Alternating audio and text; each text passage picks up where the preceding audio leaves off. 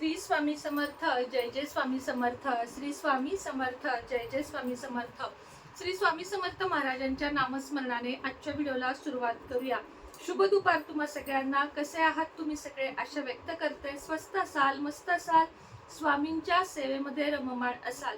गुरुपौर्णिमा हा आपल्याला लागलेला वर्षभर वेध असतो. गुरुपौर्णिमा असेल, दत्त जयंती असेल, स्वामी प्रकट दिन किंवा स्वामी पुण्यतिथी, दत्त जयंती, असे सगळे जे हे सणच म्हणेन मी याला, आपल्यासाठी हे सणच आहेत. तर या दिवसाची वाट आपण वर्षभर बघत असतो. तसं म्हटलं तर मी तुम्हाला एक गोष्ट सांगते की स्वामी सेवेला या दिवसांची वाट बघायची नाही की ही 21 दिवसांची सेवा, रोजच नित्य सेवा करायची.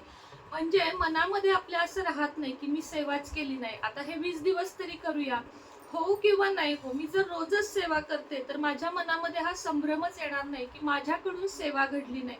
लक्षात ठेवा, नित्य सेवेने जो फरक पडतो हा या वार्षिक सेवेने इतकासा पडत नाही. म्हणजे सेवा करायचीच आहे 100% नो डाऊट, पण जर तुम्ही वर्षभर सातत्याने सेवा कराल तर तुम्हाला ह्याच्यापेक्षाही जास्त रिझल्ट दिसून येतील. तर चला, 29 तारखेला आहे गुरुपौर्णिमा, 29 जुलै. त्यामुळे 9 तारखेपासून ते 29 तारखेपर्यंत 21 दिवसीय सेवा आपल्याला करायच्या आहेत. यामध्ये दत्त महाराजांच्या सेवा आहेत, स्वामी प्रकट दिनाच्या स्वामींच्या सेवा आहेत, त्याच पद्धतीनं वेगवेगळे स्तोत्र मंत्र ह्याची पण सेवा आपल्याला करायची आहे.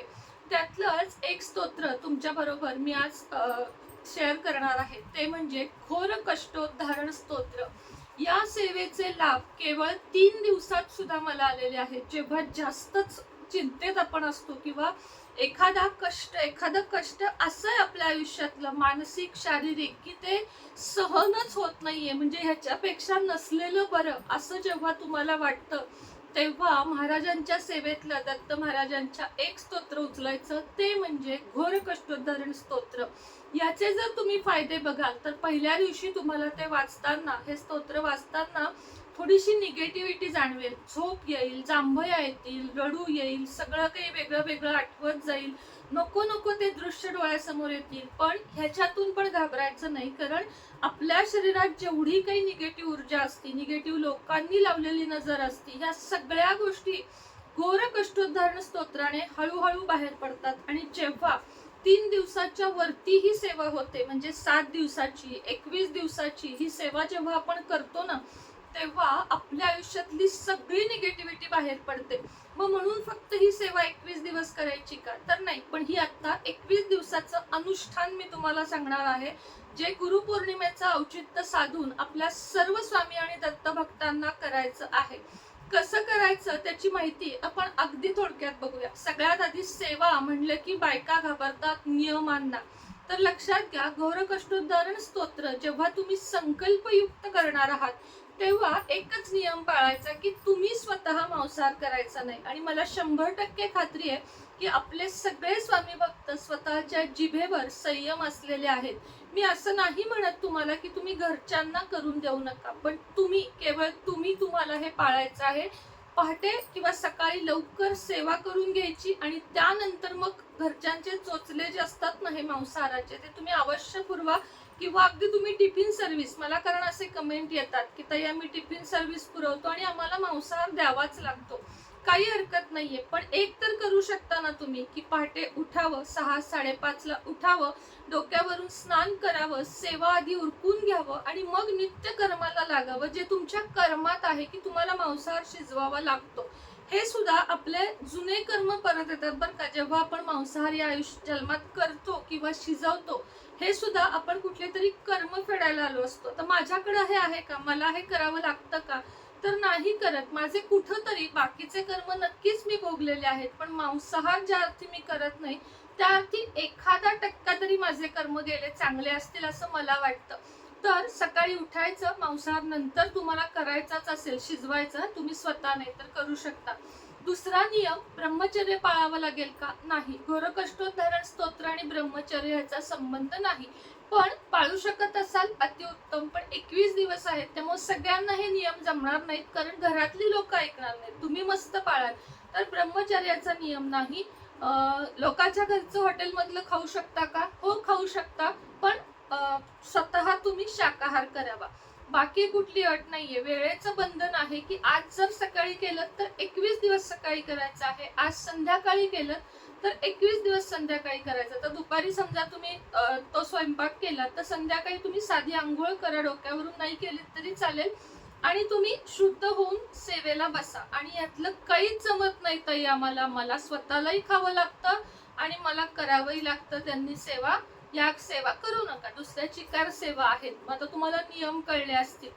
आता मध्ये पिरियड आला तर काय करावं हा एक प्रश्न येतो. काही नाही, तेवढे 4 दिवस सोडून द्यावेत आणि पुढे कंटिन्यू गुरुपौर्णिमेपर्यंत 21 दिवसाची सेवा, म्हणजे एकदा स्तोत्र जास्त वेळा वाचून तुम्ही ती सेवा पूर्ण करू शकता. म्हणजे समजा आज मी सुरुवात केली आहे, 5व्या दिवशी, 4थ्या दिवशी माझा पिरियड आला तर मी तेवढे 4 दिवस सोडणार, 5व्या दिवशी 2दा वाचणार, 6व्या दिवशी 2दा वाचणार, 7व्या दिवशी 2दा वाचणार आणि 8व्या दिवशी 2दा वाचणार आणि पुन्हा एक वेळा वाचायला सुरुवात करणार. म्हणजे तुम्हाला कळलं असेल की जरी मध्ये मासिक धर्म पिरियड आला तरी काय करायचं आहे. घरातल्या कुणाला आला काही हरकत नाही, तुम्ही स्वतः सेवा करू शकता. मला वाटते सगळ्या प्रश्नांची उत्तर मी या ठिकाणी दिली. घर भाड्याचा असो स्वतःचा असो करू शकता. 21 दिवस संकल्प केला तर मात्र माहेरी वगैरे कुठेही सेवा करायची नाही, आपल्याच घरामध्ये करायची. मग तसं आधी तुम्ही ते सगळं साधून घ्यायचं की या 21 दिवसात मी हिंडणं फिरणं गावाला जाणं हे सगळं टाळेल. त्यातूनही तुम्हाला जावंच लागलं तर तिथं सुद्धा तुम्ही सेवा केली तरीही चालेल.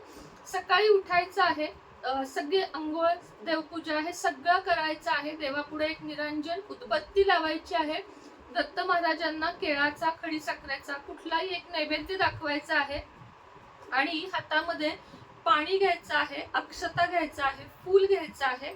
त्यानंतर माझं नाव, माझं गोत्र माहित नसेल काश्यप किंवा स्किप केलं तरी चालेल, माझं नाव, मी राहणार कुठे, कोल्हापूर असेल ते, सातारा असेल ते, मी आजपासून माझ्या या गोष्टीसाठी माझ्या आयुष्यातील कष्ट दूर व्हावेत, माझ्या म्हणजे संपूर्ण कुटुंबाच्या आयुष्यातील कष्ट दूर व्हावेत म्हणून मी ही सेवा करत आहे आणि माझ्याकडून ती निर्विघ्नपणे पार पडून घ्यावी. श्री स्वामी समर्थ, अवधूत चिंतन श्री गुरुदेव दत्त असं म्हणून तामणामध्ये ते पाणी सोडायचं.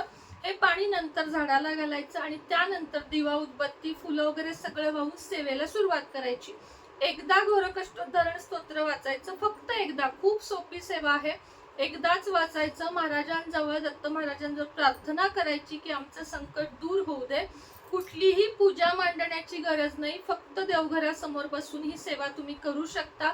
घोरकष्टोद्धारण स्तोत्र आपल्याला, तुम्हाला जर तुमच्याकडे कुठलाच ग्रंथ नसेल, गुगलला PDF काढा, त्याची प्रिंटआउट काढा किंवा एखाद्याच्या मुलाच्या वगैरे नावावरती सेंड करा आणि त्यात बघून वाचा. केवळ 2 ते 3 मिनिटं तुम्हाला रोजचे द्यायचे आणि 21 दिवसानंतर सेवा सोडून द्यायची नाही. फक्त संकल्प न करता, म्हणजे मग तुम्ही मांसाहारात सुटाल, करून सुद्धा सेवा करू शकता, करायच्या आधी पण सेवा करू शकता, पण 21 दिवस जेव्हा आपण संकल्प करतो तेव्हा ती सेवा मध्येच तोडायची नसते. पास एवढाच त्याचा एक हे आहे. तर तुम्हाला सगळ्यांना लक्षात आलं असेल की ही सेवा कशी करायची, का करायची, कशासाठी करायची. तर कष्ट उद्धारण म्हणजे कष्टांचा उद्धार व्हावा म्हणून, घोर म्हणजे खूप मोठ्या कष्टातून तुमची सुटका व्हावी म्हणून ही सेवा करायची आहे. तुम्ही मी सगळे मिळून सेवा करूया.